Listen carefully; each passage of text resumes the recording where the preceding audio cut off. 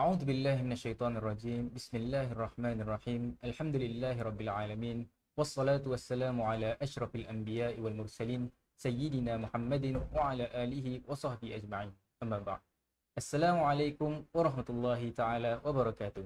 Waalaikumsalam warahmatullahi Selamat datang saya ucapkan kepada para penonton sekalian ke Siri Hikmah Masjid Darussalam dengan kerjasama Wacana Ilmiah Pergas dan juga dengan kerjasama seluruh masjid-masjid di kawasan barat Singapura. Hikmah Series adalah sebuah platform di mana kita membincangkan tentang isu-isu hangat dan terkini yang berkait rapat dengan masyarakat kita di Singapura dengan mengundang barisan asatizah dan pakar-pakar dalam memberikan pencerahan tentang isu-isu semasa. Topik Siri Hikmah kali ini bertajuk Silap Siapa? Isteri ke Suami yang Nusyus, di mana objektif kita adalah untuk merungkai salah faham terhadap beberapa konsep dan teks agama dengan perkahwinan dan keganasan dalam rumah tangga dan bagaimana cara kita memperkukuhkan institusi rumah tangga dan keluarga dalam masyarakat Singapura. Terlebih dahulu, saya ingin memperkenalkan para panelis kita pada hari ini. Panelis yang pertama, Al-Fadil Ustaz Irwan Hadi, Timbalan Pengarah Pejabat Mufti. Assalamualaikum warahmatullahi wabarakatuh. Apa khabar Ustaz Irwan Hadi? Alhamdulillah. Terima kasih Sa'ayan. Terima kasih kerana sudi bersama kita pada malam ini. Dan seterusnya, panelis kita yang kedua pada malam ini, Al-Fadilah Ustazah Kalsum Isa. Beliau adalah naib presiden Pergas dan juga pensyarah agama bebas dan aktif memberikan ceramah di pelbagai masjid. Beliau adalah seorang kaunselor RRG dan juga ahli lembaga rayuan MUIS ya. Ustazah Kalsum. Baik Ustaz. Terima kasih jemput kita. Terima kasih juga kerana sudi untuk berada bersama kita pada malam ini. InsyaAllah.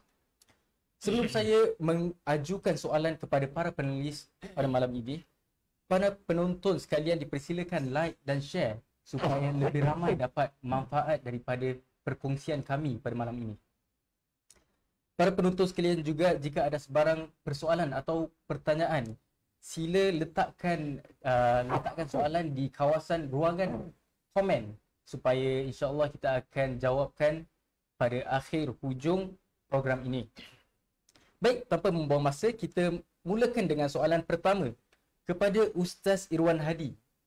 Mungkin Ustaz boleh menjelaskan tentang peranan suami isteri dan juga konsep ketaatan dalam perspektif Islam. Silakan Ustaz. Terima kasih Ustaz Hayyan. Bismillah wassalatu wassalamu ala Rasulillah wa ala alihi wa sahbihi wa man wala. Yang saya hormati dan saya kasihi Ustaz Hayyan, moderator kita, yang saya juga hormati dan juga saya sanjungi Al-Fadilah Ustazah Kalsum, juga teman seperjuangan saya dalam medan dakwah di Singapura, muslimin muslimat yang berada di rumah dan sedang menonton program ini. Assalamualaikum warahmatullahi taala wabarakatuh.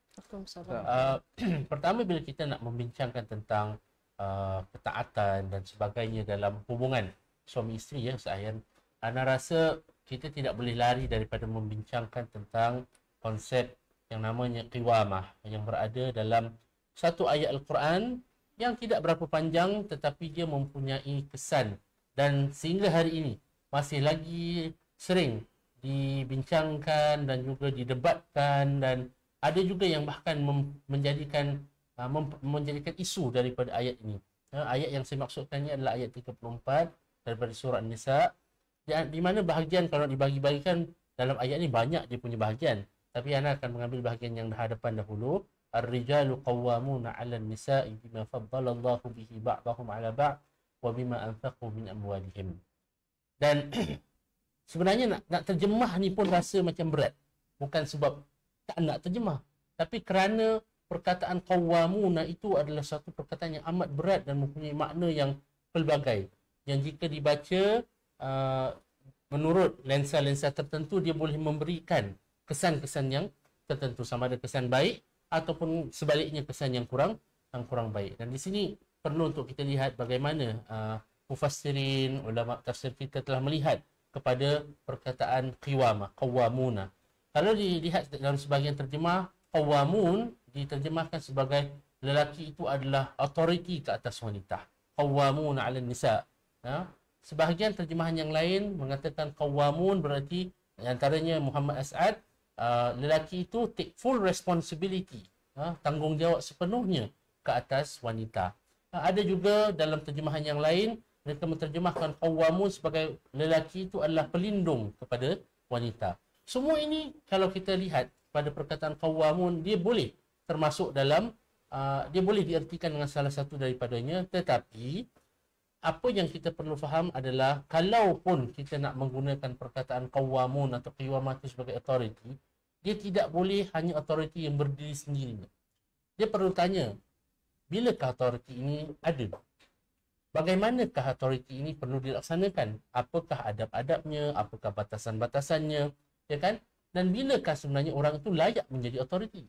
Adakah hanya semata-mata kerana dia seorang lelaki dan dia adalah seorang suami, tiba-tiba saja terus mendapat authority, ataupun ada syarat-syarat yang perlu dia penuhi, tanggungjawab yang perlu dilaksanakan oleh seorang suami sebelum beliau ini layak dipanggil sebagai authority dalam rumah tangga, ya kan?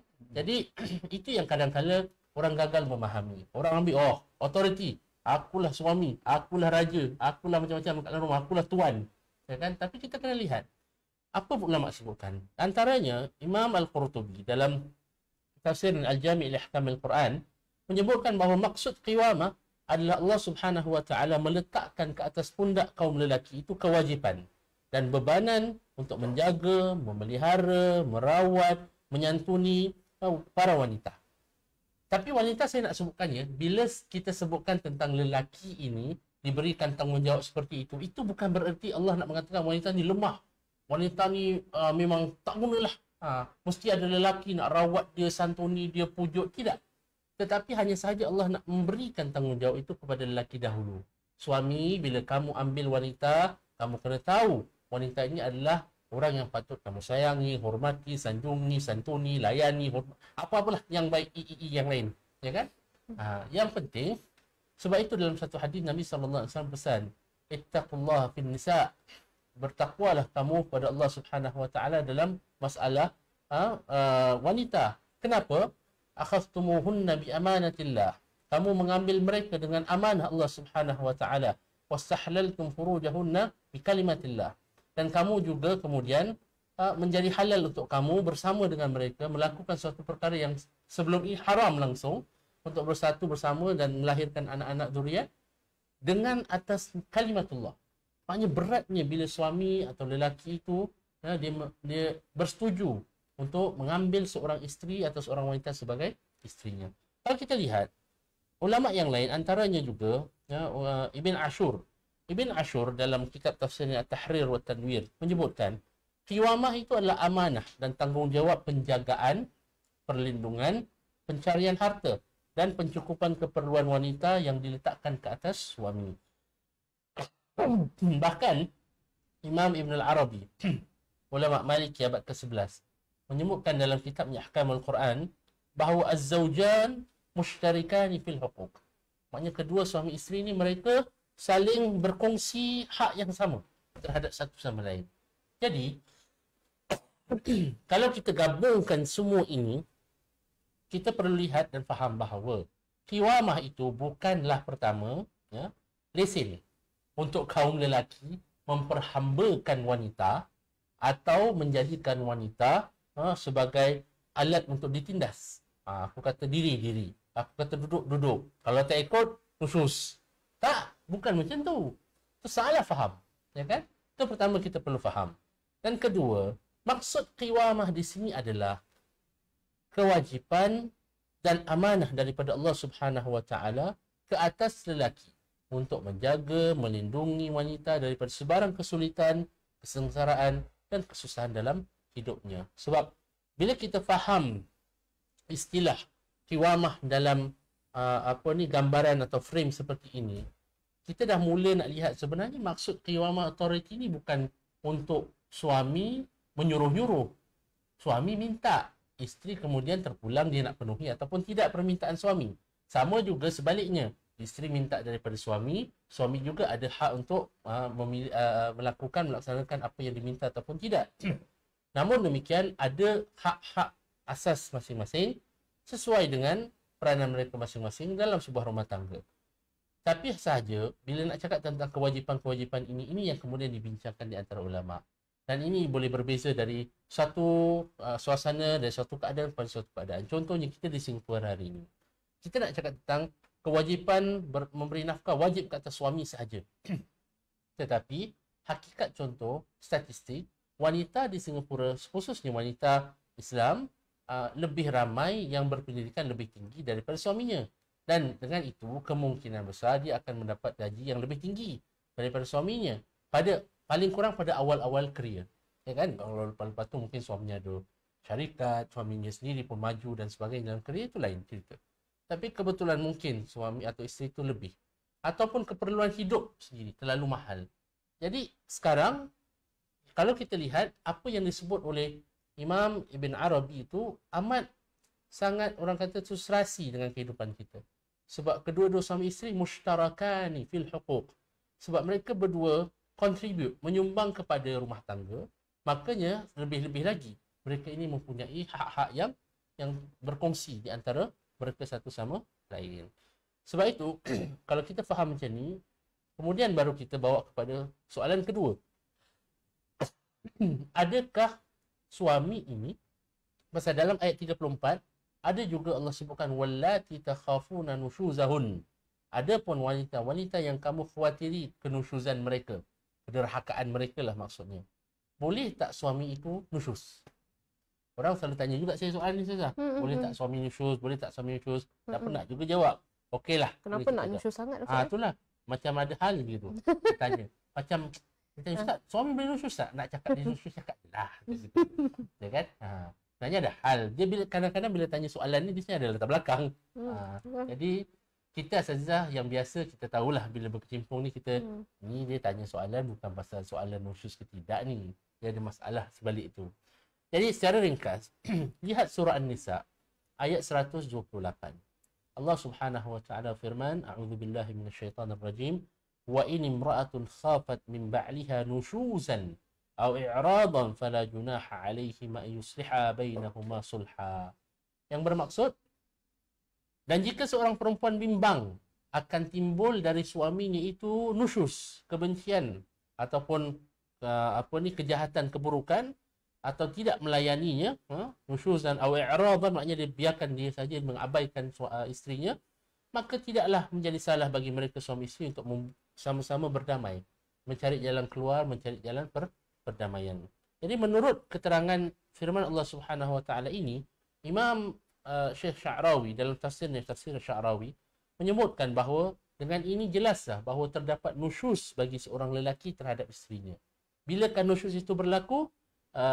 Imam Al-Maraghi dalam tafsirnya menyebutkan yang dimaksudkan dengan sini adalah kebimbangan seorang isteri akan berlakunya nusyuz suami terhadap dirinya, iaitu suami menghalang kehendak dirinya, suami menghalang nafkahnya, suami menghalang kasih sayang terhadap isterinya, mohon maaf, ataupun suami menzalimi isteri itu, sama ada dengan dari sudut penderaan emosi, penderaan fizikal, atau melakukan kekerasan yang lain terhadap isterinya. Jadi saya rasa cukup dulu sebab dah batuk banyak dah. Kadang-kadang bukan kekerasan diri tau, kadang-kadang kekerasan keluarga Betul? Mak bapak dia kadang-kadang adik-beradik pun. Betul? Bukan dan itu sebab tu juga menarik Ustazah bila sebut macam tu. Imam Syekh Sya'rawi menyebutkan perkataan ar-rijalu qawwamuna 'alan nisa, dia bukan hanya hubungan suami isteri. Dia boleh menjangkau hubungan suami isteri kepada abang dan adik, abang dan kakak, ataupun bapa dan anak perempuan. Sebab secara umumnya lelaki ini diharapkan supaya memain peranan protektor, pelindung, supaya dapat membela nasib wanita dan sama-sama dengan mereka membina keluarga yang aman dan sentosa dan juga selamat daripada bahaya. Jadi gitulah sebagai permulaan. InsyaAllah. Terima kasih Ustaz atas penjelasannya. Okey, baik. Kemudian saya ingin menunjukkan soalan seterusnya kepada Ustazah Kalsum berkenaan dengan jangkaan masyarakat tentang pembahagian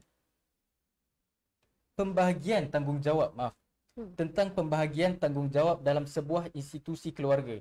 seperti mana orang kata lelaki perlu disediakan setiap keperluan dan urusan rumah merupakan tanggungjawab isteri. Mungkin Ustazah boleh memberikan pandangan Ustazah ataupun pandangan ulama tentang jangkaan tersebut. Silakan Ustazah. Terima kasih. Bismillahirrahmanirrahim. Assalamualaikum warahmatullahi wabarakatuh. Terima kasih tuan moderator kita, ustaz kita, moderator kita. Kita rasakan macam saya lebih kakak lah daripada semua ni. Ni adik-adik saya. Walaupun kita bersama selalu dengan Ustaz Irwan Hadi. Oh ya, bersama dengan Ustaz Irwan Hadi. Tapi kita rasa mesra lah semua sebagai satu keluarga dalam membina keluarga Muslim ataupun masyarakat Islam dan juga masyarakat secara umumnya. Kerana kalau kita jadi anggota yang baik dalam masyarakat kita, insya-Allah segala aurah-aurah yang baik tu akan juga tersebar di kalangan masyarakat-masyarakat yang lain, kan? Jadi kita bukan hidup di kalangan masyarakat kita saja, di kalangan orang Islam saja, tapi kita juga hidup di kalangan masyarakat yang lain. Dan juga Ustaz, banyak juga masyarakat yang lain berbilang bangsa dan agama membantu satu sama lain dalam urusan memberi maklumat ataupun membantu dalam usaha keluarga itu supaya tidak sampai kepada keganasan, kan? Kerana kita ada family service center, kita ada banyak kaunselor-kaunselor berbagai bangsa dan agama membantu mengikut kepakaran mereka.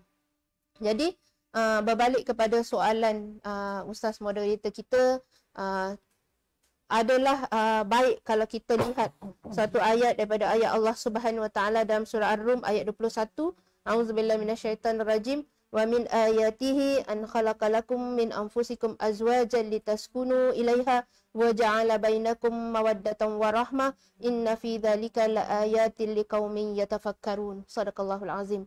Dan di antara tanda-tanda yang membuktikan kekuasaannya dan rahmatnya bahawa ia menciptakan untuk kamu wahai kaum lelaki isteri-isteri dari jenis kamu sendiri supaya kamu bersenang hati dan hidup mesra dengannya. Dan dijadikan di antara kamu suami isteri itu perasaan kasih sayang dan belas kasihan. Sesungguhnya yang demikian itu mengandungi keterangan-keterangan yang menimbulkan kesedaran bagi orang-orang yang berfikir. Jadi apa yang nak saya sentuh dalam ayat ni? Ada beberapa perkara penting yang Allah sentuhkan. Pertama, Allah jadikan pasangan kita ni sebagai pasangan yang boleh kita bersenang hati dan hidup mesra dengannya. Jadi kalaulah hanya satu pasangan saja membuat kerja-kerja rumah yang lain tidak membantu, macam mana nak datang senang hati ni? Sebabkan itu kadang-kadang ada yang pergi belajar pun dekat masjid, kadang-kadang dah pergi kerja, balik pergi solat dekat masjid, kemudian sambung kuliah kat situ. Baik pelajar maupun tenaga pengajar dia, termasuk ustaz-ustaz kita, semua ustazah pun, lepas dah habis kuliah, mungkin duduk sekejap, bersembang dengan murid, kemudian perlu baliklah ke rumah. Tak boleh menyambung lagi kopi tiam, kopi apa, kopi O, kopi hitam lah dan sebagainya, kan. Janganlah begitu, kerana orang rumah pun perlukan bantuan kita. Kerana sepanjang hari kita tak ada bersama dengan mereka. Banyak yang saya terima aduan yang kadang-kadang memang rajin ke masjid, 24 jam duduk masjid, tapi tak balik-balik. Janganlah begitu, wahai kaum lelaki dan juga kaum muslimah juga. Ada muslimah pun banyak juga aktif dekat masjid. Kadang-kadang pagi-pagi dah keluarkan, nak bikin maulid dan sebagainya. Orang rumah hari itu, hari weekend, kenalah siapkan sikit, sarapan ke apa. Ataupun kalau kita tak boleh, kita pergi kedai. Kat Singapura ni adalah medan ataupun makanan pagi, petang, siang, malam ada. Janji kita nak laksanakan tanggungjawab, kan?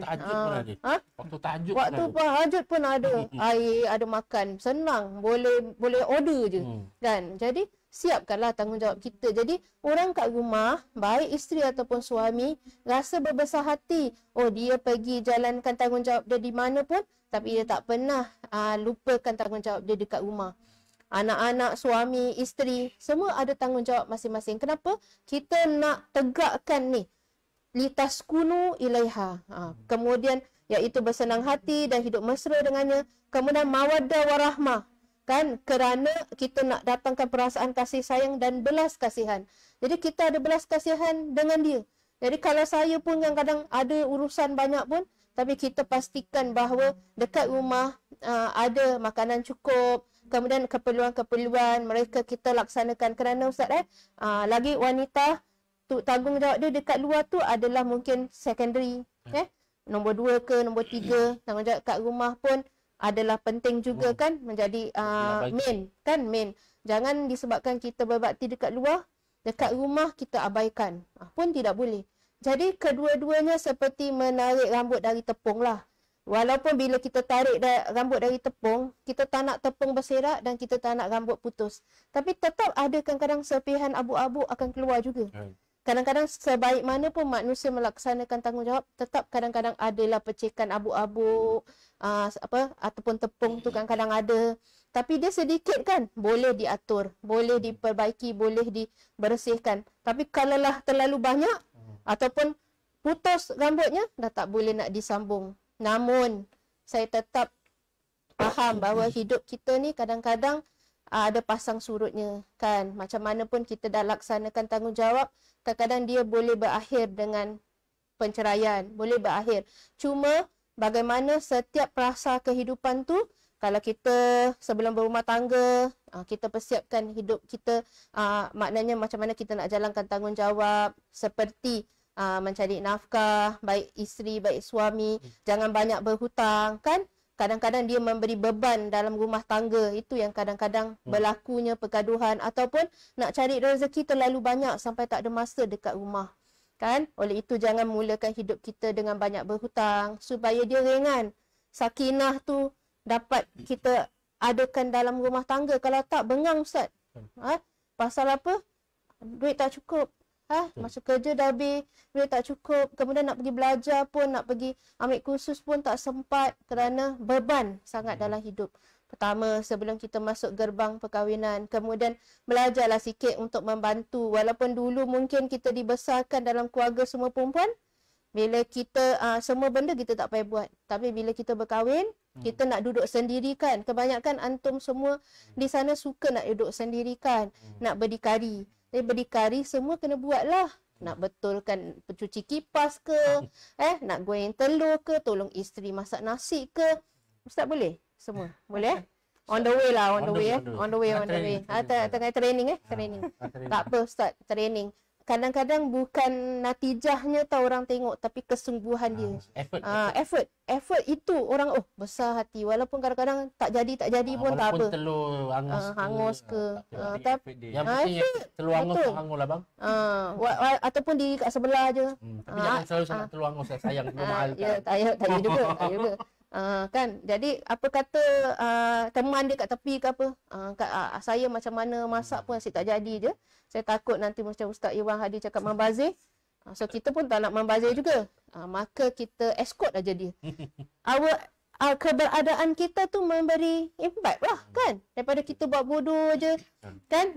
So nak tengok bola ke nak apa, so kalau kita tengok kita ada masa banyak berjam-jam nak tengok bola dan sebagainya, tapi kita adakan effort. Sebelum tu kita siapkan semua dulu, baru kita laksanakan apa saja aktiviti yang kita suka.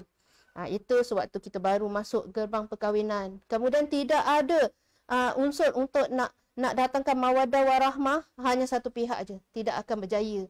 Kan? Main bola pun mesti ramai-ramai, kena bagi tugas. Kalau satu aja yang nak gol, yang lain buat bodoh, tak boleh masuk pun kan.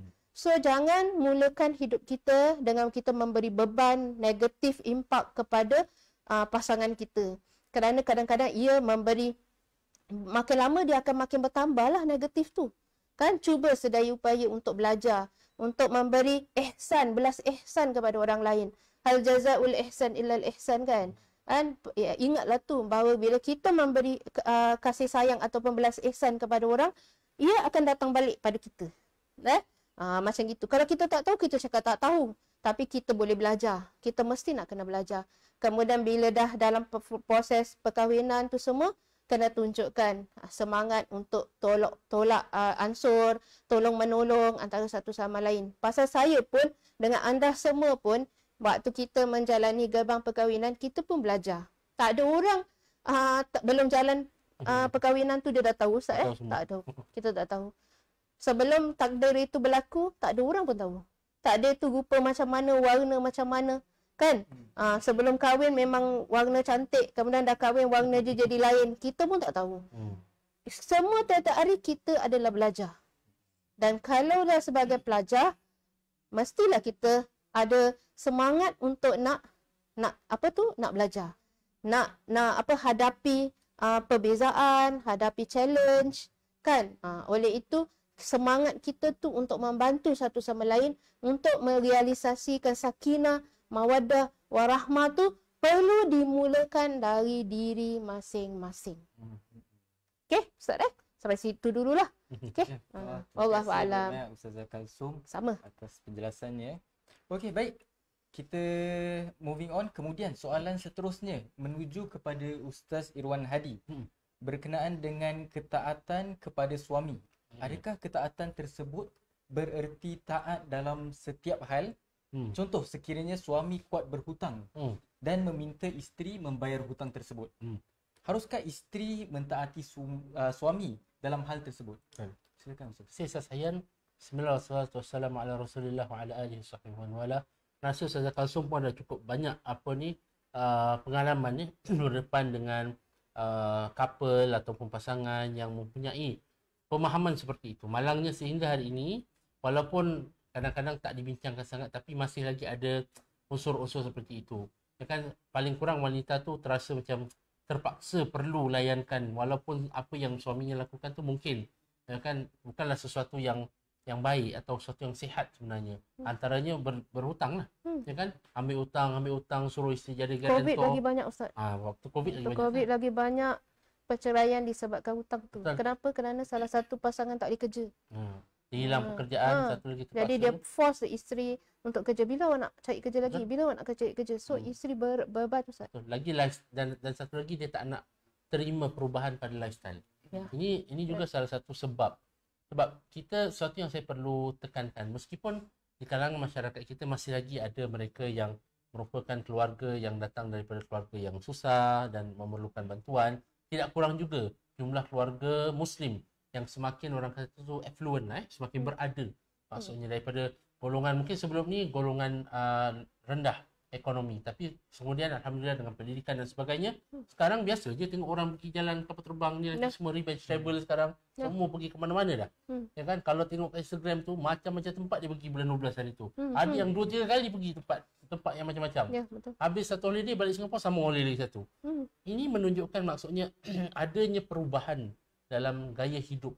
Dan bila ada perubahan dalam gaya hidup, kemudian terjadi wal-iyazubillah perubahan pada kita manusia. Kita tak tahu bila kita mungkin hilang mata pencarian dan sebagainya.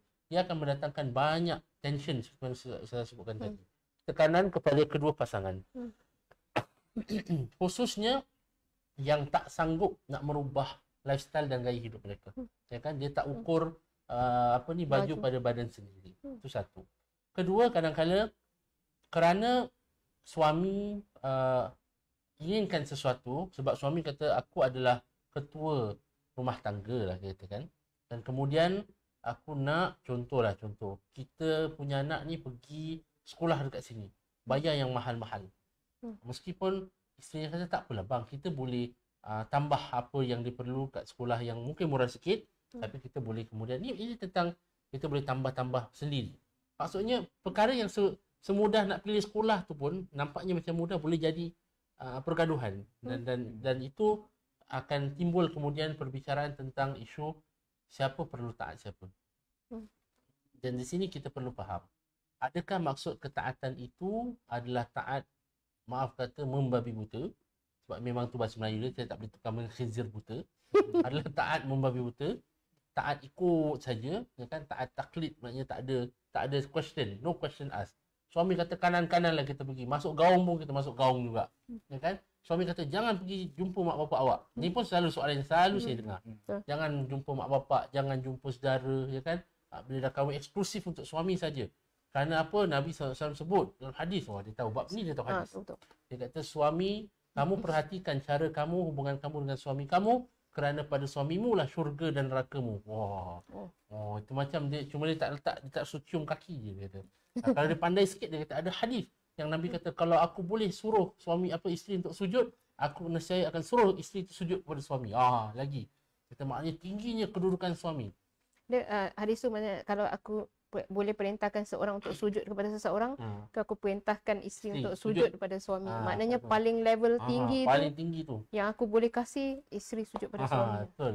Cuma tak boleh je. Pasal tak boleh lah. Kalau boleh memang boleh cakap. Jadi suami menggunakan unsur-unsur seperti ini sebagai, orang kata ini namanya sebenarnya pun bentuk keganasan juga. Ancaman lah.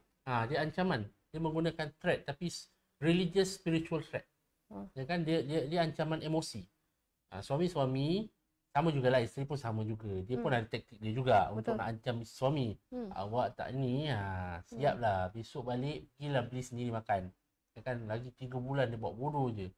Pun jadi masalah juga. Jadi maksudnya di sini adalah bila kita sebut tentang ketaatan, dia perlu diletak dalam konteks. Dia bukan ketaatan hanya ketaatan saja, tak. Dia ada banyak perkara dan prinsip-prinsip lain yang terkait dengan ketaatan. Nak memahami ketaatan itu sendiri pun, ya kan, kita perlu faham apa maksud ketaatan ni. Adakah dia ketaatan sahaja atau dia maksud ketaatan sini adalah kesetiaan. Dia beza obey dengan loyal.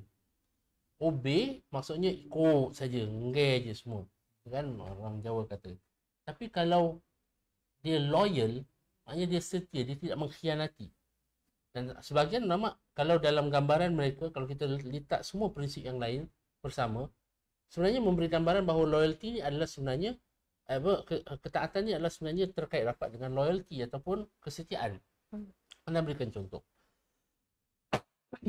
Contohnya, Nabi SAW pesan dalam hadis, antara sifat wanita yang mulia itu adalah dia memelihara, ya kan, dirinya dan harta suaminya bila suaminya tidak bersama dengan beliau. Maknanya keluar bekerja atau berlayar dan sebagainya.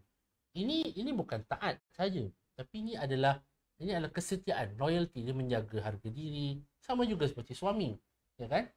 Sebab itu suami juga diajarkan oleh Nabi SAW supaya janganlah kamu memburuk-burukkan isteri kamu. Maksud memburuk-burukkan tu adalah kamu merendah-rendahkan martabat beliau. Kamu menyeksa emosi beliau. Kamu membuat beliau rasa bersalah. Kamu membuat beliau rasa tak guna atau useless. Sudahlah awak, orang lain pun boleh masak lagi bagus. Orang lain jaga saya lagi bagus. So that kind of perkataan seperti itu, walaupun nampak macam perkataan je lah, tapi dia sebenarnya mendatangkan kesan yang mendalam. Hampa. Kehampaan lah kepada isteri yang selama ni mungkin dah bertungkus lumus. Dia masak cara cara macam mak dia juga. Potong ikan mesti ada degree, 45 degree angle.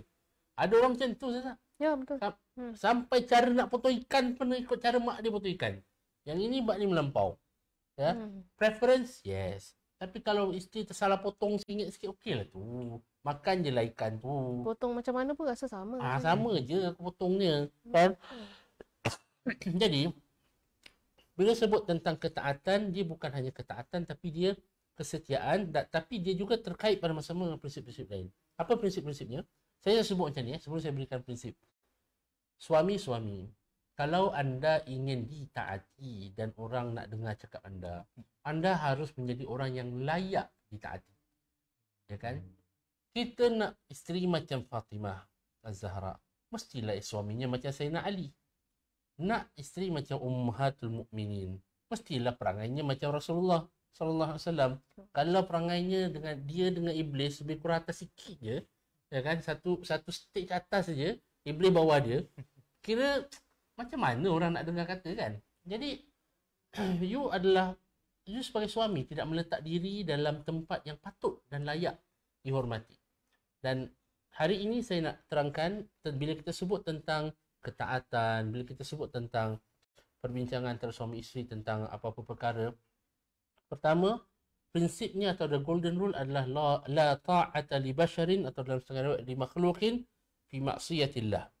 Innama ta'atu fil ma'ruf.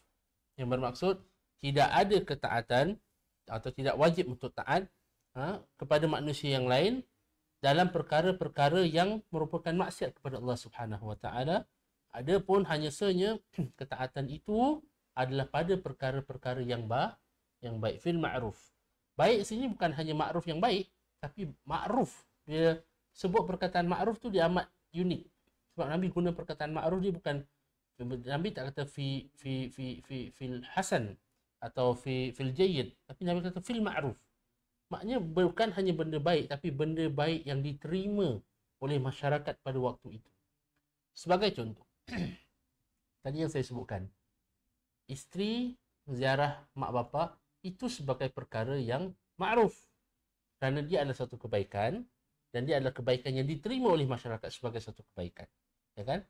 Maknanya, kalau si suami halang isteri daripada jumpa mak dan bapa, ibu dan ayahnya, sedangkan ibu dan ayah isteri itu pula tak ada buat apa-apa dengan dia, saja je mungkin suaminya tak suka, ya kan? Tapi suami tu saja tak suka, kata apa sebab, dia kata dengan isteri jangan pergi. Bila dia menghalang isteri dia daripada pergi, bukankah itu melanggar perintah Allah Subhanahu Wa Taala kepada si isteri untuk kemudian menjaga kebajikan ibu dan bapanya? Sebab tuan-tuan, penjagaan kebajikan ibu dan bapa oleh seorang anak perempuan tidak putus hanya kerana beliau ini telah bernikah. Ya kan? Sebab kalau tidak, habislah mak bapak yang memang anak-anak lelaki semua tak boleh harap. Kalau yang lelaki, yang perempuan pun lepas tangan kata tak boleh. Ataupun anak dia tunggal saja perempuan. Atau anak dia tunggal macam saya sebutkan. Itu lagi. Jadi, perkara ni kita tengok dia punya benchmark. Benchmark dia mudah. Dia punya train of thought macam tadi saya sebutkan. Adakah benda ni baik atau benda ni maksiat? Kalau nak dilakukan benda yang baik, kalau tak dilakukan, adakah dia boleh membawa kepada maksiat? Kalau dia membawa kepada maksiat, kita tak perlu taat. Tapi, saya qualify lagi. Bila kata tak perlu taat, janganlah cik gaduh pula. Tak adalah ustaz kata tak payah ikut cakap abang. Abang kata ni benda baik, abang kata tak apa, jangan buat, tak boleh. Janganlah macam tu pula. Dah kita masuk benda yang lain, ya kan? Tak ada mawaddah dan rahmahnya, tak ada ihsan antara satu sama lain, tak ada komunikasi. Tapi saya juga, dari sini sebab tu saya sebutkan, abang-abang, kalau kita ini ingin kaum keluarga kita, pasangan atau anak-anak kita menjadi orang-orang yang nakkan dengar kata kita atau ikut permintaan atau suruhan kita, ya kan, kita perlu menjadi orang yang layak. Saya sebutkan tadi, antara yang layaknya adalah apa yang Allah Subhanahu Wa Taala sebutkan, wa'ashiruhunna bil ma'ruf, dalam surah An-Nisa ayat 19.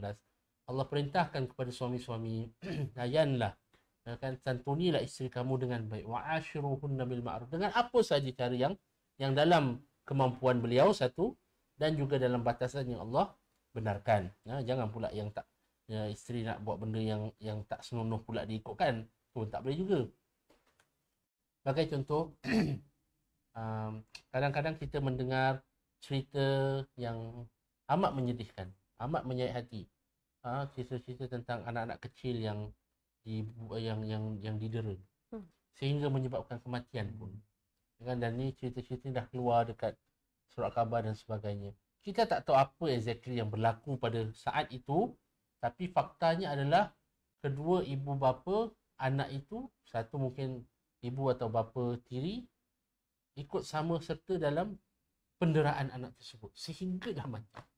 Tapi penderaannya bukan penderaan yang sekali pukul habis. Dia dera cocok dengan puntung rokok, dia rendam kawan tu dalam air, dia dera kawan tu tak nak makan minum. Macam ada masalah psikiatrik gitu. Itu satu, memang mungkin ada masalah psikiatriknya lah. Tapi kedua, kalau nampak perkara macam itu, ibu-ibu dan bapa-bapa, hentikan pasangan anda daripada melakukan demikian. Sebab apa yang dilakukan itu adalah maksiat.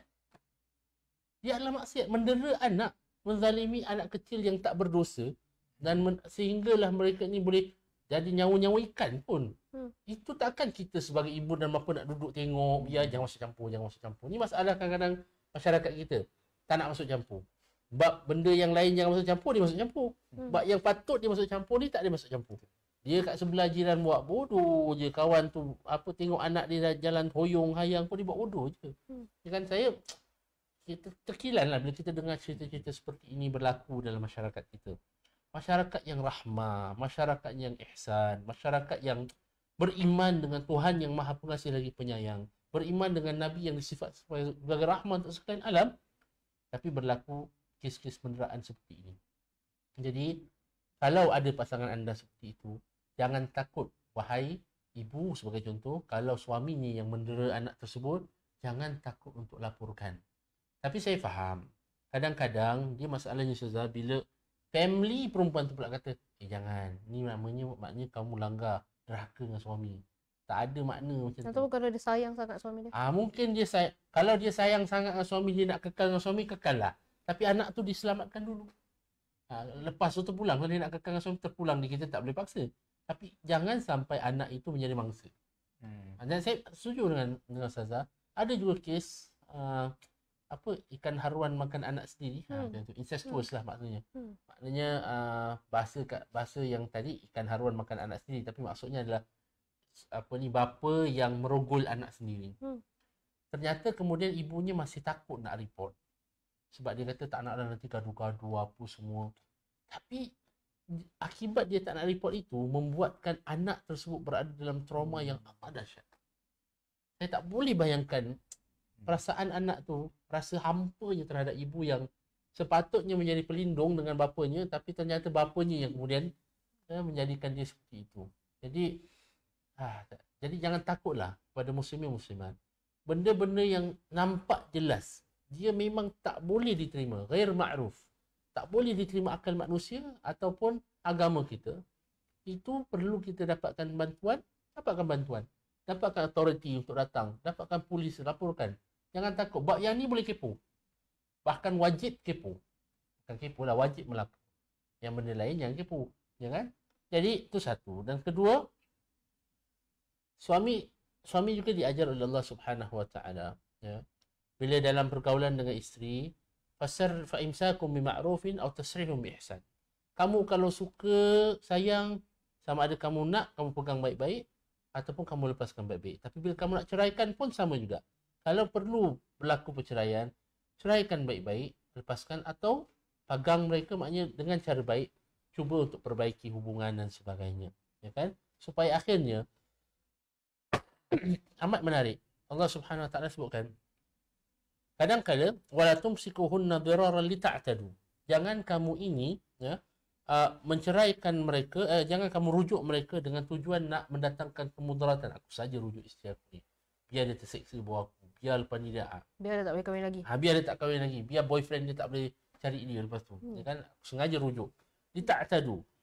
Kenapa Allah sebut wa man yaf'alu dzalika faqad zalama nafsahu. Allah kata barang siapa yang melakukan demikian, dia telah menzalimi dirinya sendiri juga. Sebab dia rujuk isteri dalam keadaan bukan untuk memperbaiki hubungan, tapi hanya untuk mendera, yang akhirnya dia sendiri akan ikut trauma dalam hubungan tersebut. Jadi muslimin muslimat, taat itu ada batasannya. Taat itu juga bukan hanya taat, tapi dia perlulah menjadi orang yang layak ditaati. Ya kan? Sama ada isteri ataupun suami. Suami pun sebenarnya dalam keadaan tertentu perlu ikut juga cakap isteri. Sebab itu dalam hadis Nabi sallallahu alaihi wasallam yang masyhur, yang mana Nabi sallallahu alaihi wasallam menyifatkan wanita itu sebagai ra'iyah dalam rumah suaminya. Maknanya dalam rumah suami sebenarnya menteri juga. Isteri adalah menteri. Isterinya menteri. Bayangkan dalam hadis tersebut Nabi gambarkan, sifatkan isteri sebagai ra'iyah, sebagai pemimpin juga dalam rumah suaminya. Maknanya dalam rumah, the matrimonial home. Jadi suami pun perlu dengar. Ya? Alhamdulillah, seperti mana kita dengar kalau isteri kata pergi beli apa dekat pasar, macam tu juga ada lebih kurang bang. Happy wife, happy life. Ya kan? Jadi cara cakap macam tu. Jadi itu pun bentuk ketaatan juga, bentuk kesetiaan juga, ya kan? Jadi bila ada ketaatan both ways, ya kan, kesetiaan both ways, di situ akan timbul kemudian rasa senang hati, rasa harmoni, rasa tenang antara suami dan isteri. Ya, cukup dulu. Terima kasih Ustaz. Mungkin Ustazah ada sedikit tambahan tentang ketaatan suami. Begini, dalam RRG pun kan, Religious Reputation Group kita, salah satu daripada perkara waktu jemaah Islamiah ditahan adalah ketaatan isteri tu, seperti Ustaz cakap, membabi buta tu terhadap suami dia. Jadi suami buat apa semua, dia tak question pun, dia tak tanya. Kemudian kerana mesti nak taat pada suami. Termasuk juga yang tadi Ustaz bilang, beritahu tentang isteri tak dibenarkan pergi rumah mak bapak dia. Ustaz beritahu dari perspektif misalnya kenapa tidak benarkan isteri pergi. Kita ada kes yang menunjukkan bila isteri pergi pada rumah mak bapaknya, dia bawa balik pandangan mazhab mak bapak. Oleh itu, kita baik lelaki ataupun perempuan, kita bila dah berkahwin, kita tahu kita ada orang lain di sebelah kita. Okay? Kita tak boleh bila pergi rumah mak bapak kita, kita cerita, kemudian kita bawa balik, kita bilang, mak saya cakap gitu, bapak saya cakap gitu. Okay? Ataupun bila kita pergi rumah mak bapak kita, kita cakap, suami saya cakap gitu. Mak mentua saya cakap gitu, bapak mentua saya cakap gitu. Jadi, bila kita buat begitu, lama-lama orang tak kasih kita pergi.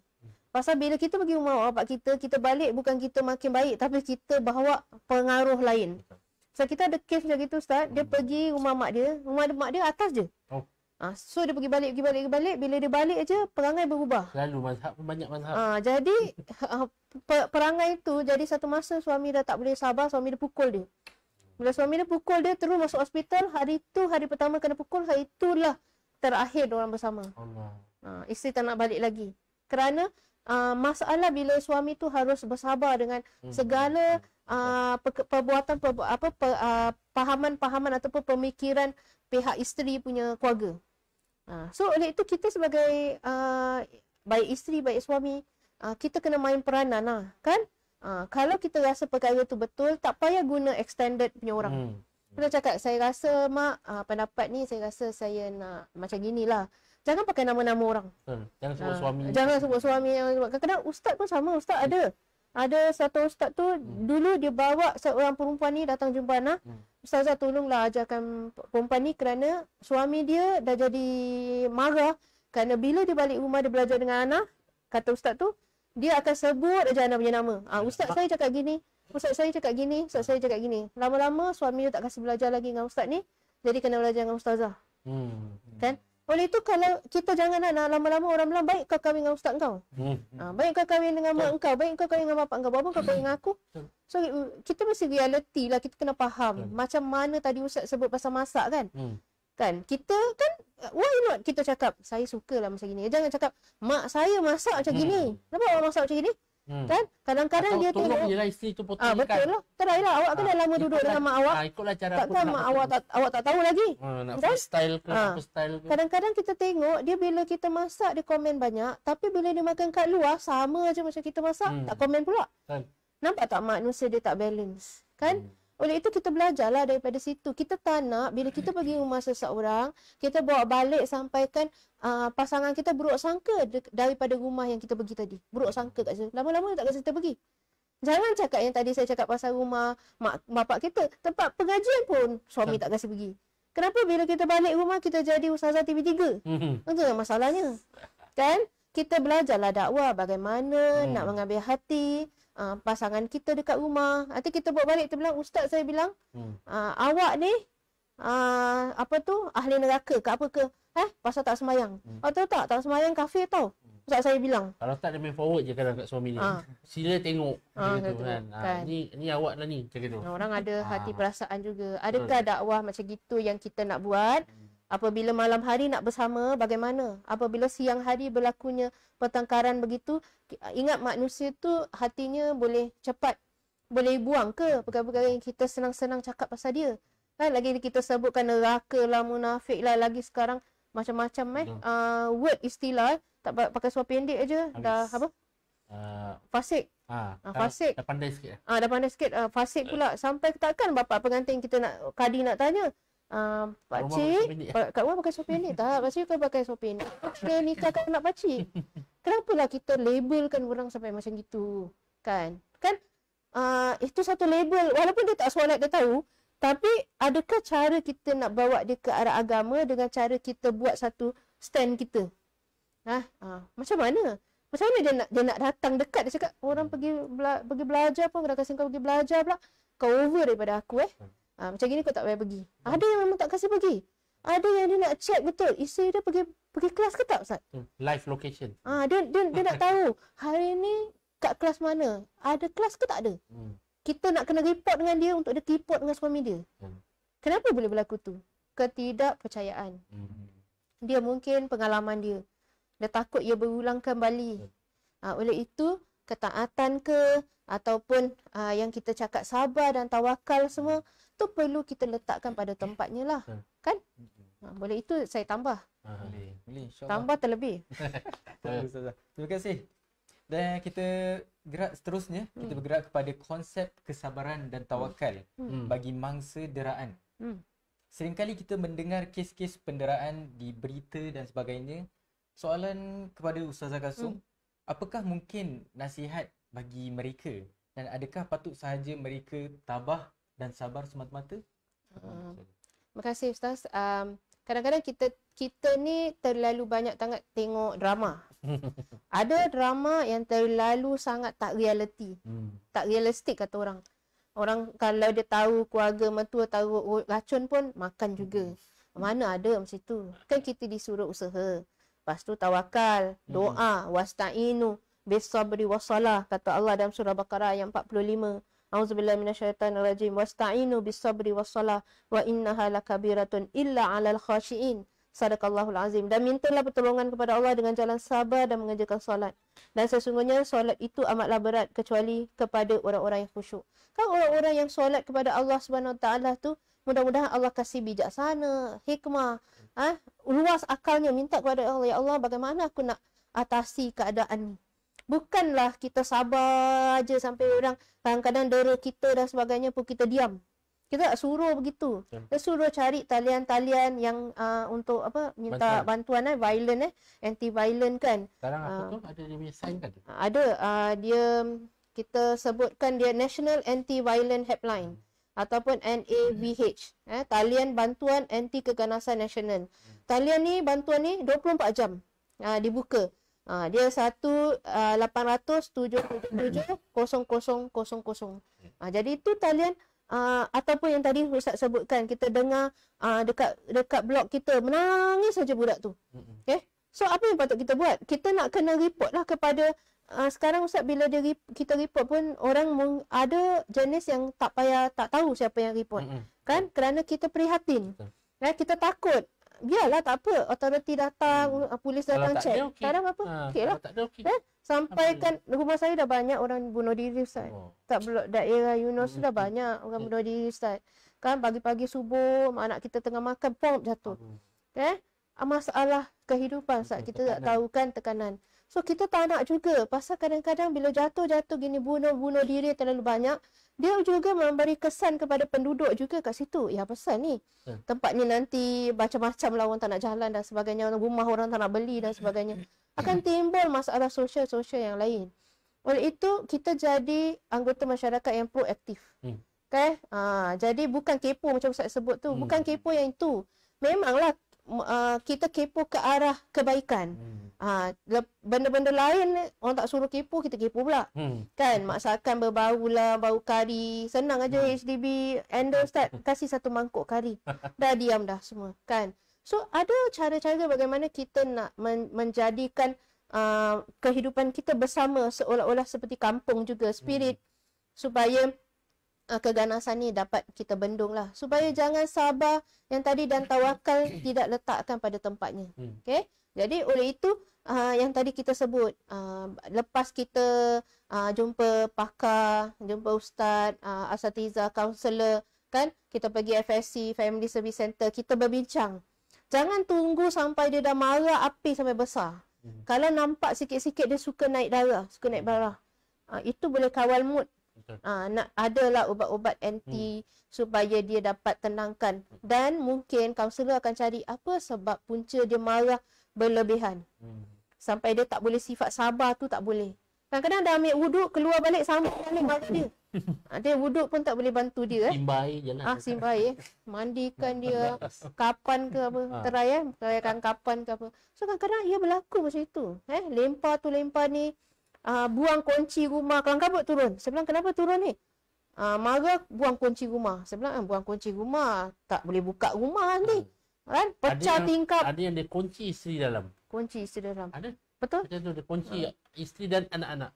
Dia keluar pergi kerja. Ada kes macam itu. Ketidakkepercayaan berlaku. Kan itu pun penderaan. Waktu kita anak saya masih kecil Ustaz bayi, kita ada sakit jadi masuk KK. Kat situ ada ramai budak Ustaz dia tak sakit pun.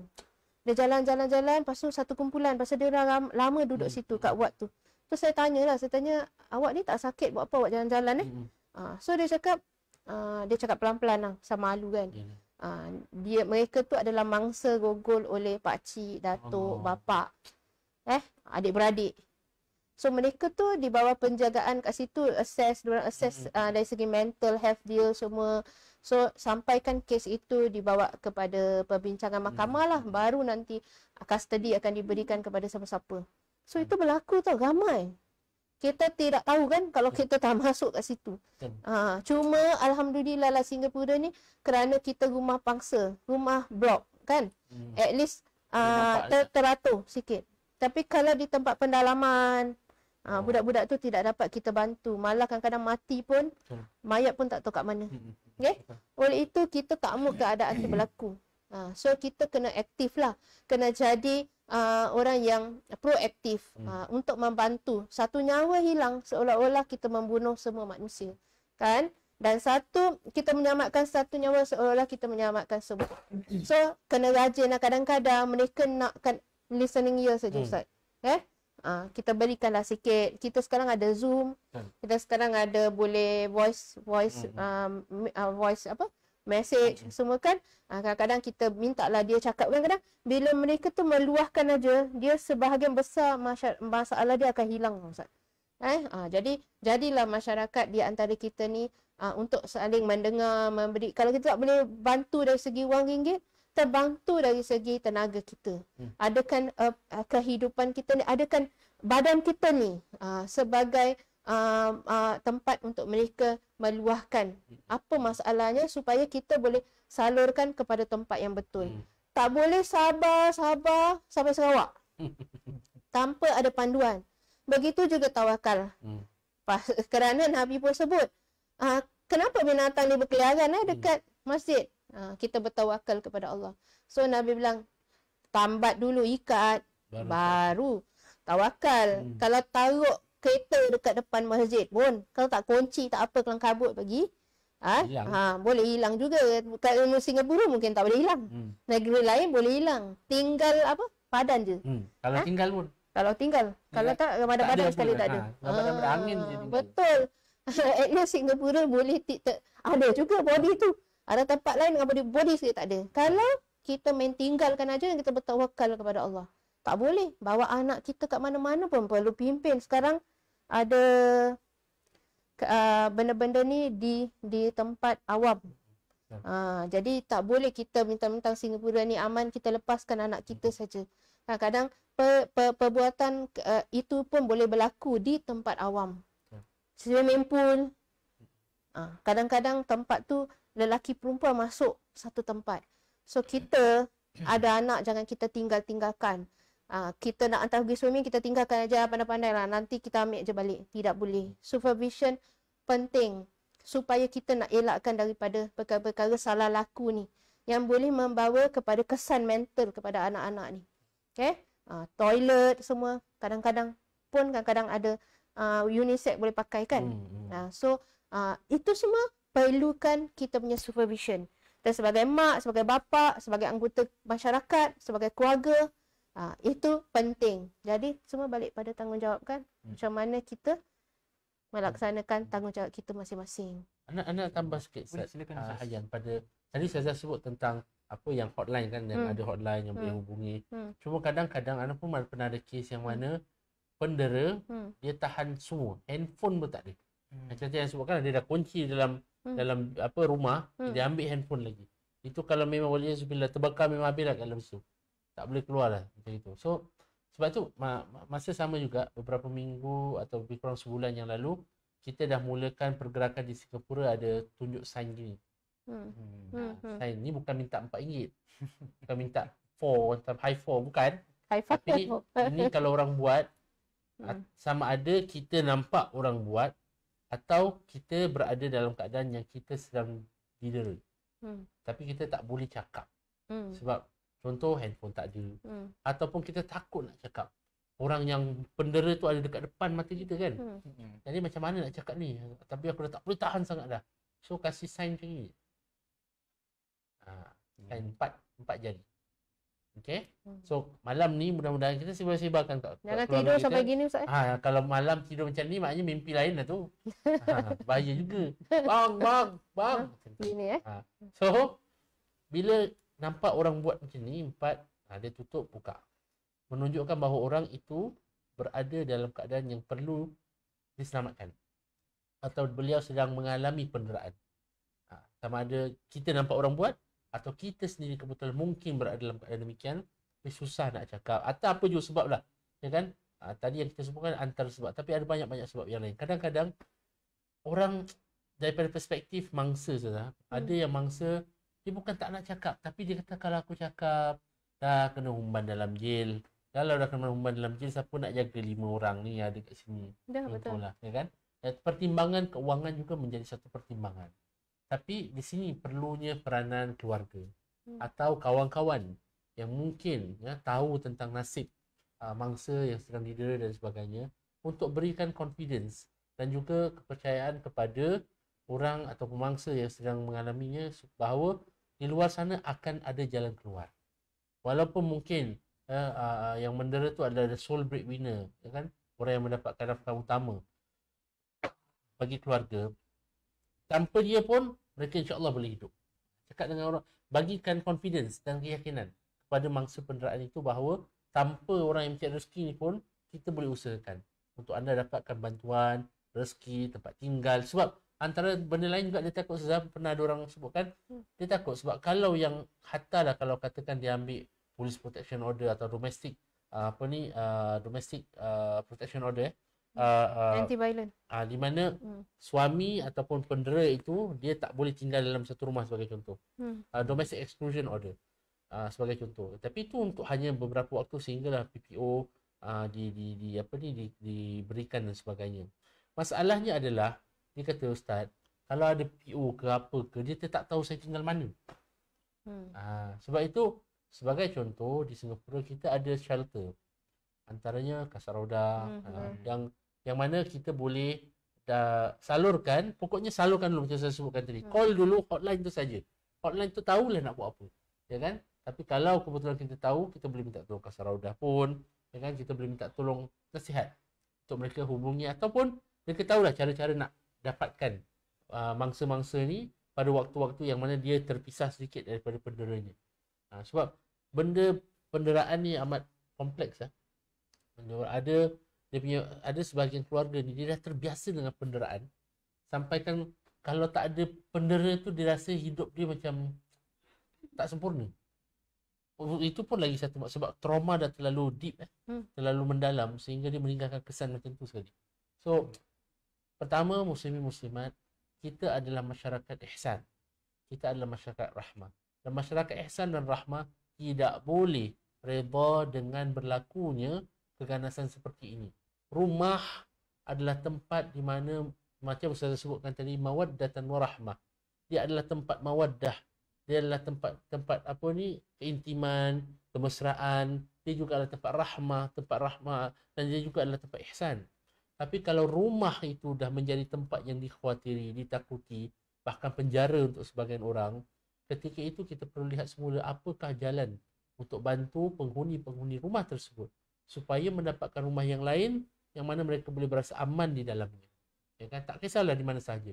Ya, jadi alhamdulillah lah kita punya masyarakat hari ini, ya kan, pemerintah dengan undang-undang yang ada, dan saya dengar mungkin akan ada nanti perbincangan tentang undang-undang baru, semakan dan sebagainya, kita ikuti perkembangannya.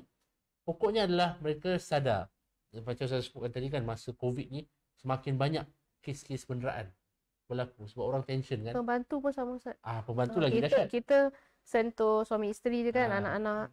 Tapi waktu COVID, pembantu pun banyak yang didera juga. Dan bahkan dari sudut undang-undang pun, orang yang mendera pembantu, dia punya hukuman lebih berat lagi.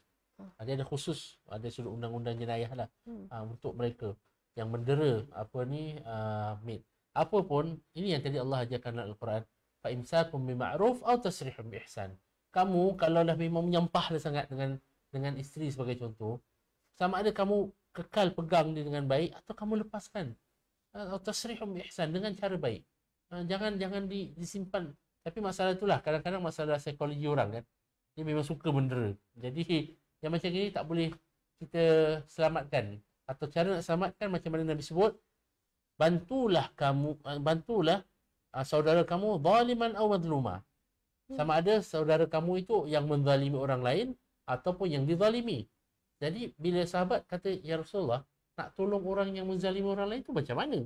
Ya kan? Maknanya Nabi ajarkan kita membantu orang yang menzalimi itu supaya berhenti daripada teruskan kezalimannya. Jadi dengan kita melakukan atau melaporkan dan sebagainya, atau kita buat sign ni dan sebagainya, kita sebenarnya membantu. Kita membantu. Sebab mungkin hari ini dia dengan ada kes pula saudara, dia pendera bersiri. Dia dah kahwin dengan satu orang, dia dah dera satu keluarga ni, cerai. Dia kahwin orang lain, dia dera pula keluarga tu. Sampai 2-3 orang dia kahwin macam tu juga. Sebab dia tidak ditangani. Jadi pendera bersiri ni pun kita perlu pastikan. Sebab kalau tidak, walaiyazubillah, kita minta jauh. Kita tak tahu, mungkin anak kita, cucu kita kena.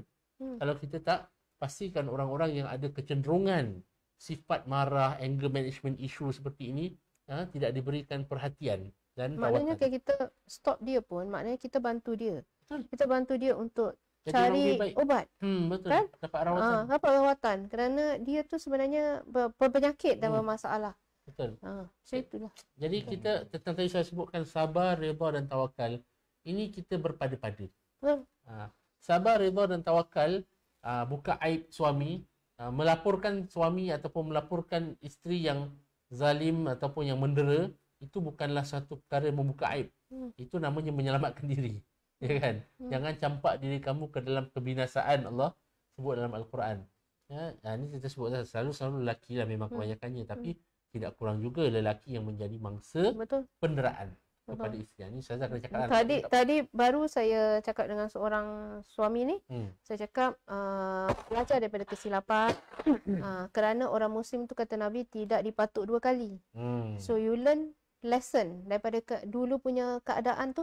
Kadang-kadang perceraian tu memberi kita pengajaran supaya kita tak ulang lagi kan apa yang kesilapan kita. Bukan kita tu kita dera diri kita pula. Dah terjadi gitu dia dera diri dia pula. Dia cakap dia salahkan diri dia sampai kena makan ubat penenang.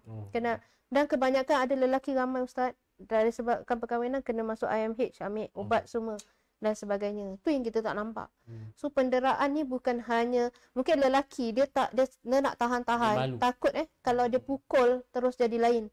Boleh didakwa dan sebagainya. Ada PPO. So orang tahan-tahan. Bila tahan tu bukan bermakna dia tak boleh pukul kita. Dia boleh pukul, tapi ada orang tidak ambil secara kekerasan. Dan ada orang dia ambil secara kekerasan tu yang dia kena. Tapi pokoknya lah kita jangan tak berlaku adil pada orang. Kerana hidup tu dia macam roda kan. Dia akan balik pada diri kita. Kalau kita bersyukur, syukur tu sebenarnya balik pada diri kita. Kalau kita buat kebaikan, dia balik pada diri kita, bukan balik pada Allah. Allah tak perlulah tu semua. Kan? Kebaikan kita buat, dia balik pada diri kita. Keadilan yang kita buat pada orang, dia balik pada diri kita. Dia dah tak suka, dah sangat sampai berdera lah. Kerana setiap manusia tu dia punya perjalanan hidup masing-masing. Dan kita tak boleh nak sampai menangis-nangis untuk nak minta orang terima kita. Kan? Yang tadi balik pada fa'imsakum bima'ruf aw tasrihum bi ihsan. Memang kita tak ada cakap bila dia nak lepaskan isteri dia, suami boleh jadi baik-baik aja kenyap-kenyap mata dekat mahkamah I love you. Takkan lah. Cannot be. Itu tak realistik namanya. Mesti ada ketegangan. Tapi kita kena usahakan lepas tu pergi pada kaunselor, tanya penasihat dan sebagainya, bagaimana saya nak menjalani kehidupan selepas ni. So penderaan tu sudah habis. Pasal penderaan kadang-kadang tidak secara fizikal but mentally torture. Orang buat nikah pun ada Ustaz tidak menzalimi baik, bukan hanya nampak kesan-kesan kat badan tapi mental torture. So kalau kita bersama dia ada mental torture, kita bukan suruh orang tu bercerai, tapi mungkin perpisahan itu boleh membawa satu kebaikan bagi semua kedua-duanya. Kedua-dua pihak. Tapi Ada pun bila kadang-kadang dia dah berpisah pun ada di kalangan mereka patch balik. Ada juga. Kerana kadang-kadang bila bersama boleh jadi masalah, bila berpisah pula rasa rindu pula. Ada orang macam itu. Kerana apa? Bila mereka berpisah dengan baik. Mereka tinggalkan history yang baik mungkin. Jadi bila nak bersama tu senang untuk kembali semula. Kemudian kita harapkanlah untuk tidak mendera pihak isteri tu dengan kita meletakkan talak berlebihan. Paling tidak letakkanlah satu supaya kalaulah ada masa untuk kita boleh bersama balik, kita kan ada peluang. Kerana itu pun kadang-kadang penderaan juga. Dia sengaja dia cakap, kawan cakap, ini isteri tak bagus, kau kasih 3 sekali lah biar habis. Biar habis. Nanti anda akan menyesal. Itu pun adalah penderaan juga yang kita tak nampak. Wallahu a'lam bisawab, Ustaz. Terima kasih, Ustaz. InsyaAllah. Terima kasih Ustazah Kaltum. Sama. InsyaAllah. Sejam celik dah hampir 1,5 jam berlalu. Ya. InsyaAllah. Okay, Alhamdulillah. sebelum kita akhiri, mungkin ada kata-kata akhir Ustaz. Tak ada orang soalan kita. Ada soalan tak? Kita boleh ambil satu soalan ya sebelum kita akhir. Boleh. Okey. Banyak ke? Satu je, satu. Okey, satu. Oh, Ustaz. satu je. Dah batuk kan? Sebentar ya. Okey, ada satu soalan oleh Abdul Hafiz bin Mazlan. Ada isteri tak kasih suami bawa anak jumpa mak bapak suami. Kalau isteri tu tak ada. Macam mana tu? Agak-agak. Macam mana kena? Isteri dia tak ada. Tak, isteri dia tak bagi dia bawa anak. Untuk Bila isteri tak ada, maknanya mesti ada mak baru boleh jumpa nenek dengan atuk. Ini agaknya masih berkahwin lah 2 jam. Sekarang dah tak kahwin ke? Mungkin waktu tu lah. Pasal ataupun selalunya kadang-kadang masa berkahwin pun ada goals macam gitu. Jadi pasal dia tak nak suami tu bawa anak-anak pergi rumah mak bapak dia tanpa dia tak ada, tak boleh pergi. Jadi itu yang kita balikkan kepada kepercayaan tadi. Apa sebab sampai ada rules macam gitu? Apa sebab? Kadang-kadang pihak sana yang dia tak agree. Dia tak agree pada mertua dia. Kita mesti nak ingatlah, kita sebagai perempuan, lelaki tu ada tanggungjawab yang tidak pernah habis kepada mak bapak dia. Kalau kita mungkin tak suka, itu perkara lumrah lah. Kadang mertua tak suka kita, kita tak suka mertua. Itu perkara biasa. So pasal dalam talk-talk yang kita dah buat ni selama ni, kita nak ingatkan wanita, tanggungjawab lelaki tu kalau kau nak selamatkan dia, dia tanggungjawab dia kepada mak bapak dia tak akan pernah habis. Kalau kita tak suka mertua kita tak sukakan kita, tapi anak dia tu kita kenalah suruh untuk dia pergi, kerana penting bagi mereka tu untuk menjamin syurga tu penting. Bagi suami pula, mainlah peranan. Jangan sampai bila dia pergi ke rumah mak bapak dia, dia bawa anak-anak dia, bila balik ada je kadang-kadang masalah. Kadang-kadang dengan kita kawal anak kita tak boleh main handphone banyak. Tapi kadang-kadang bila pergi rumah mertua, access untuk main the whole day, Ustaz. Kita pun faham kadang-kadang. Kadang ada diet tertentu. Betul, correct. Kat rumah jaga tak boleh makan sembarang. Balik terbatuk-batuk. Balik semua macam-macam hal. Tak ada lagi simpan dalam mulut lagi. Betul. Kan? So jadi, kita sebagai mertua pun kita hargailah ini anak orang macam mana. Jadi kita supaya kita apa gunanya untuk kita nak jadikan perbalahan? Apa matlamatnya? Bila anak tu mak dia dah jaga macam gini, kita ikutlah diet dia. Jadi bila kita on the team side kan, lebih mudah berbanding kita ni rival dia. Susah kalau kita rival dia. Sebab dia macam itu, dia nanti jadi tension lagi, tekanan kepada suami pula. Betul. Dia kata aku ni antara mak bapak, antara isteri. Kena pilih pula. Macam mana tak boleh pilih lah. Dia tak akan masalah ni bukan daripada cerita Piramli je, sampai sekarang masih ada lagi lah. Betul. That's why macam mana kita bawa diri kita bila kita pergi rumah mak bapak kita masing-masing. Jangan sampai nama baik mereka tu tercela disebabkan percakapan kita dan perbuatan kita. We give the isyarat kan. Kita kasih isyarat-isyarat biar yang positif lah. Anak tu pergi, mak saya jaga, Alhamdulillah. Kalau dia batuk-batuk, mak tak kasih minum air. Nanti kadang-kadang kita tak kasih minum, mak dia bilang, aku dulu minum tak apa-apa pun. Itu selalu. Kan? Itu selalu. Kadang-kadang dia pergi, pihak sana isap rokok banyak. Jadi, kita nak cakap siapa salah ni. Kan? Oleh itu, kita kena cakap siapa salah, dia tak akan pernah habis. Tapi kita hari ini kita nak supaya kita sedar, kita perbaiki. Kita jangan buat macam gitu. Kalau nak hubungan lama lah, kita selalu cakap kalau masih nak ada title isteri, nak ada title suami, mainkan peranan masing-masing. Kalau tak nak, kau buatlah anyhow apa yang kau nak buat. Dan mertua juga memainkan peranan yang amat besar. Saya sebutkan tadi. Sebab akhirnya mertua kalau dia satu masalah besar bila mertua rasakan menantu tu bila masuk dalam kita punya keluarga mesti ikut cara kita. Kita perlu faham. Kawan tu dia individu yang dah membesar dengan cara tertentu dengan keluarga dia. Jadi bila dia masuk keluarga kita yang mungkin budaya lain, cara makan lain, kita suka duduk kat tepi laut, dia ada allergi dengan pasir contohnya. Macam mana, ya kan? Jadi perlu cari jalan tengah supaya sebab bila kadang-kadang dia rasa sebab yalah mak bapak mertua orang lebih tua kan. Jadi dia kata aku dah makan garam tu, saya sebutkan tadi. Tak ada apa-apa pun aku dulu makan bedal aja susu dengan gula.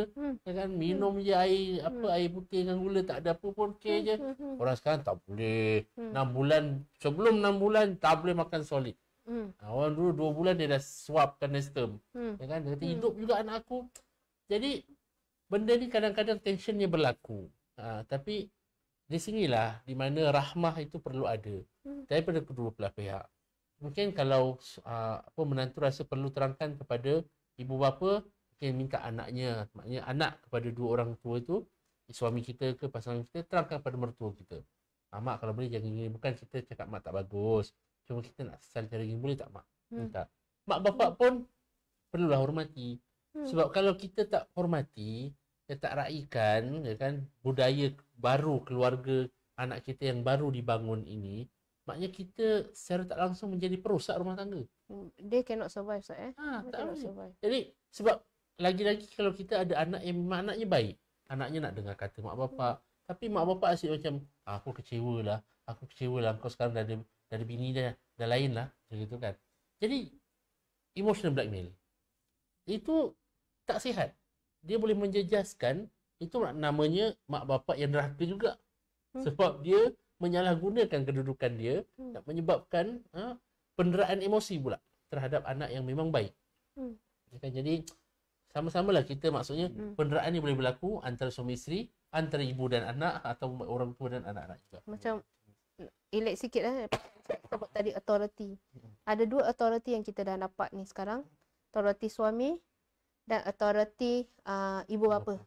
Kan? 2 hadis yang tadi Ustaz ada sebut tentang hadis tentang kalau kalaulah aku boleh perintahkan orang sujud, maka aku sujud, minta isteri untuk sujud pada suami dia.